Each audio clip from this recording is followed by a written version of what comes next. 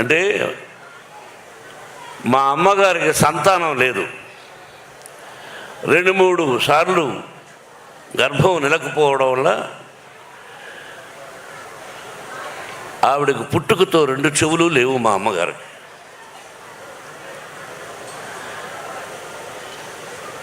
రెండు చెవులు లేవు. మా అమ్మగారికి పిల్లలు లేరు.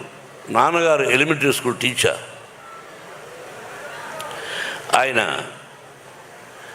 ఒక 4 కిలోమీటర్ల పొలాల్లో నడిచి వెళ్ళాలి. ఆ తర్వాత ఒక 5 కిలోమీటర్ల ఫారెస్ట్లో నడిచి వెళ్ళాలి. ఆ తర్వాత ఒక 4-5 కిలోమీటర్ల అడవిలో కొండపైకి ఎక్కాలి. అక్కడ లింగాకారంలో ఈశ్వరుడు చూశారుగా. అందరూ శివలింగం ఉంటే ఎలా ఉంటుంది అనుకుంటారు. శ్రీకాళహస్తిలో ఎలా ఉందో అలా కూడా లేదు, అక్కడ లింగాకారంలో ఉంది. బత్తనీయ స్వామి అని పేరు. అక్కడికి వెళ్ళి ఆ భగవంతుని ప్రార్థిస్తే పిల్లలు పుడతారు. ఈ రోజుకి ఉంది. ఎవరైనా పిల్లలు లేని వాళ్ళు అక్కడికి వెళ్ళి ఆ స్వామిని దర్శించుకొని ఆ విభూది కొంచెం నోట్లో వేసుకున్నా సరే, తలకు రాసుకున్నా సరే, నుదుటి మీద పిల్లలు పుడతారు.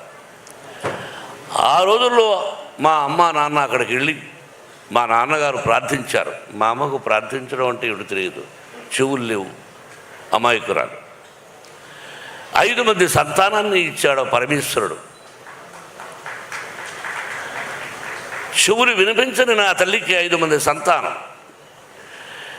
మా ఊరు నుంచి అది ఏర్పేడు నుంచి మా విలేజ్కి వెళ్ళాలంటే 7 కిలోమీటర్లు నడిచి వెళ్ళాలి.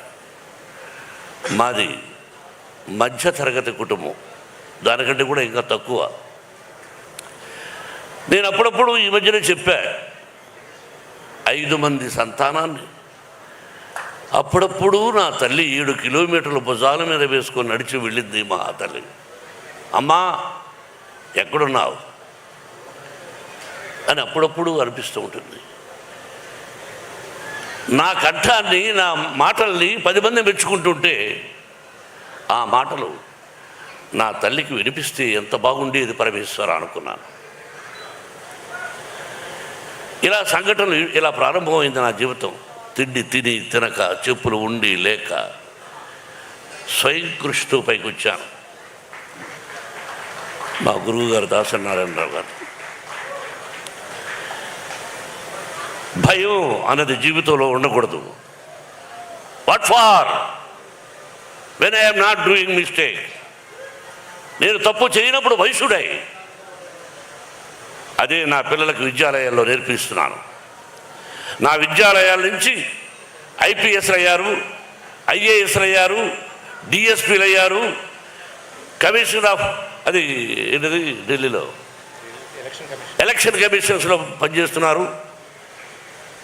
They are my lovely sons and daughters.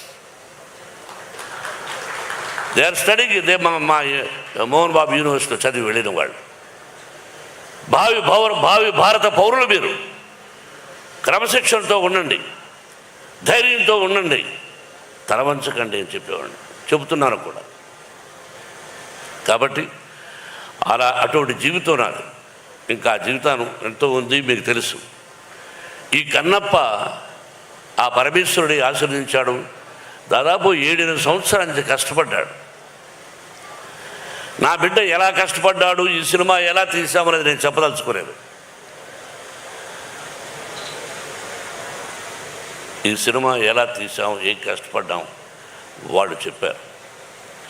నేను మొట్టమొదట హృదయపూర్వకంగా నాకంటే చిన్నవాడు నా బావ ప్రభాస్.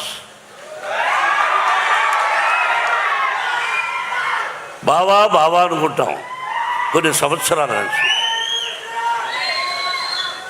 విష్ణు అన్నాడు,